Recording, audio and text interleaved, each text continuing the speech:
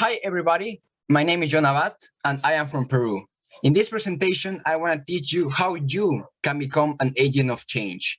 And first, I want to start with a quote. Not all heroes wear a cape. Some wear gloves and carry a trash bag to clean the ocean. And I am sure with the tips and information you will learn in this summit, you will be able to create amazing campaigns for our environment. But who am I? Well, I am a 16-year-old who has researched plastic pollution in the most contaminated beach in Peru. And also, I am the founder of the nonprofit Save Our Planet. But how did I start to be an environmental advocate? Well, it was an interesting anecdote. The elections in Peru were coming, and the candidates did not present any measure or policy or idea to protect the ocean or aquatic life. I was very disappointed and decided that I had to do something about it. And that's why I started to look for opportunities. And in the newspaper, I saw an opportunity to be a volunteer for ocean cleanups. And that's how I started. I started to be a volunteer for ocean cleanups, and that was a tremendous experience on how I started. Then, after many months of volunteering, I became an ocean cleanup manager. I was in charge of organizing the cleanups and articulating between organizations on how we can make a good work. For example, these are some photos of the ocean cleanups. This is Marcus Beach, the most polluted beach in Peru. And here, as you can see, there are a lot of volunteers who came all from a single charge. Here, this is also Marcus Beach in another part. This is also Marcus Beach, the most polluted beach. And also we did in another beaches, and these are the city hall workers. So beach cleanups can be an important tool for your campaign. I can tell you three benefits about it. One, that when you make an ocean cleanups, it is a great experience to educate others. Since you are interacting with people, you can teach them environmental education. You can teach to adults, you can teach to children, you can teach to city hall workers, and it will be a rewarding experience for you. And second, you will have data.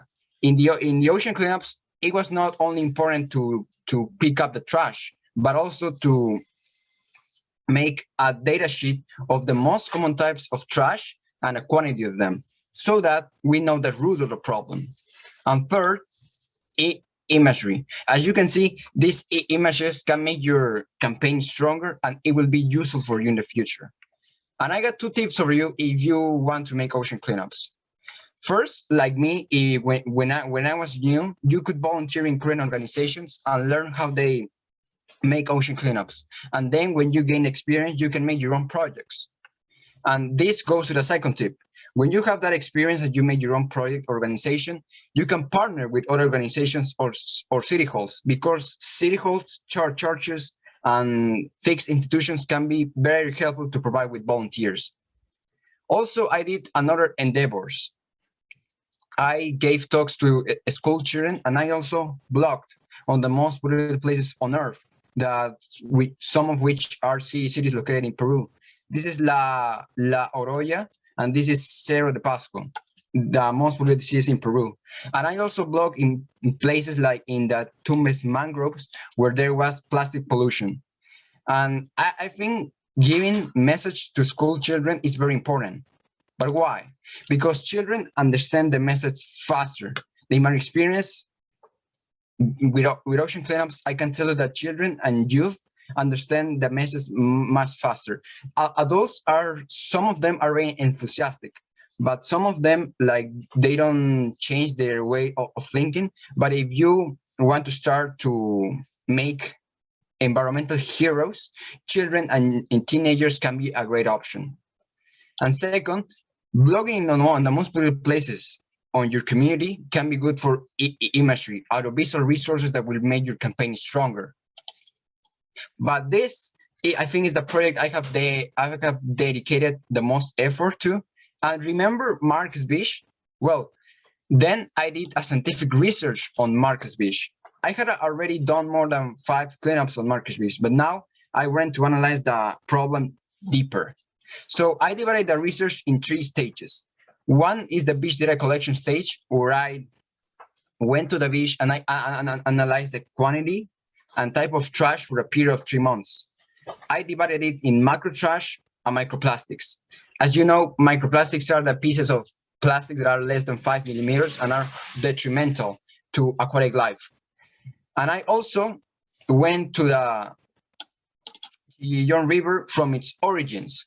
But why was the Yon River important to the research? Because here that Yon River goes and is the principal source of pollution to the beach.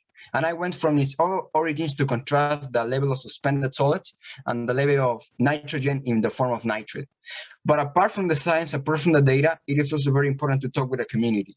And that's why the first stage was interviews with the community. I interviewed adults, children, and old people about how they view the problem, how their perspective. It was useful to see how their perspectives diverge, how they were different, because adults knew how the beach was before the contamination, and the children have lived next 30 meters from the contamination all their life. So it was useful to see their solutions and how it affected their lives. And this is, for example, a photo when I was doing the beach data collection stage. As you can see, there are macro trash, that is a teddy bear here, and also there are microplastics that are very easily moved by the wind. So the benefits of doing research are the following. First, data, but data in a deeper level, because in research you have a specific goal, you can do it with a specific amounts of time, and then you can make amazing graphs, like to know how the quantity fluctuates throughout time. And then scientific support equals a stronger message. When you say, I have found this scientifically, and then you show your methods and then your results, it will be a stronger message to decision makers that there is a problem there. And third, publication. I am in that step. I am still writing the research paper to publish it, but publishing in a scientific journal and spreading the message of how polluted that natural place in your community is can be a boost to your campaign. If you want to do research, I have one tip for you. If research sounds cool for you, I strongly recommend a mentor who has an expert in a field. I talk from personal experience. When I started scientific research, like literally, I was totally lost. Luckily, my mentor, who is a PhD in biology from the University of Washington, guided me throughout the process. And step by step, the research got better, and I'm proud of what I did in Marcus Beach. So thank you for listening to me. It was amazing to talk to you about my experience. And I have one final tip for you. And it can be with a quote from Africa. If you want to go quickly, go alone. But if you're going to go further, go together. And I am sure that with the information you get from speakers and from the organizers of this amazing summit, you can make amazing campaigns for the environment. And also, don't forget that you can reach out to us at any time. We are more than happy to help you.